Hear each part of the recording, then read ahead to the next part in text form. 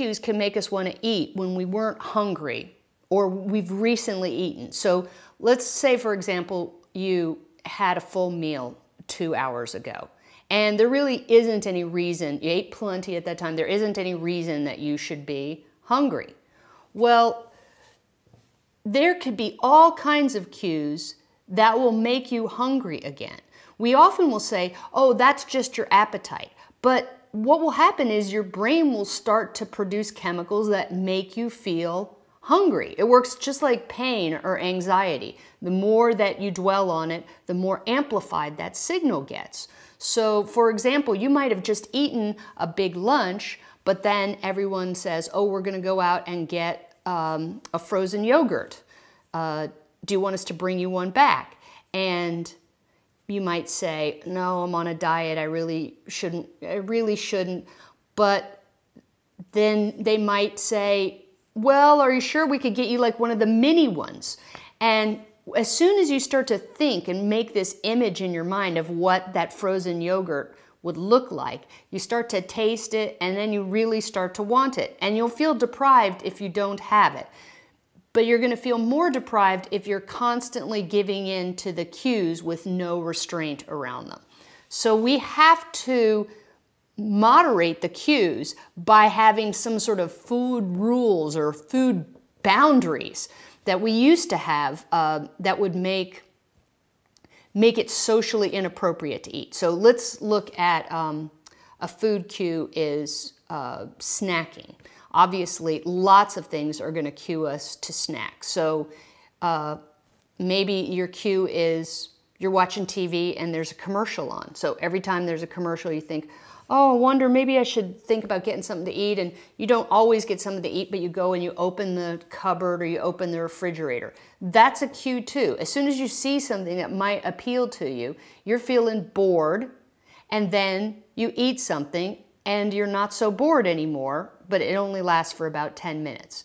So the fact that our food today is so readily available to us, it's really convenient, it's already prepared, you don't even have to put it on a plate, you definitely don't have to cook it or hunt it or gather it, then we are able to respond to these cues instantly. And that's a real problem with cues, because previously in the environment, we might have been cued more often, but we just didn't have an ability to satisfy those cues. And when you respond to a cue with something that's rewarding, like eating always is, that reinforces it, and that makes that cue stronger the next time. So the fact that we can get food so quickly and so easily, as soon as the thought of food enters our mind, it's almost in our mouth and swallowed in that time. And what that does over time is it's almost like food is magic. As soon as you're thinking of it, you're eating it. And that is really, really reinforcing. So what you start to do then is when you don't respond to the cue, you start to think about it, and it starts to bug you, and you get these food preoccupation thoughts. So there's let's say someone puts a bowl of candy on the table and you're at work and at a meeting. After a while, you can't even talk. You can't not think about that candy in the bowl. And you're like, no, I can't have candy. No, I can't have candy. And all your thoughts are still about candy because you're just going, no, I can't have candy. You're supposed to be in the meeting thinking about work and what you're supposed to be doing, and all you can do is think, I can't have the candy. Maybe you have the candy, maybe you don't have the candy. But the important thing to remember is we didn't used to get food preoccupation with thinking about the candy for the whole time.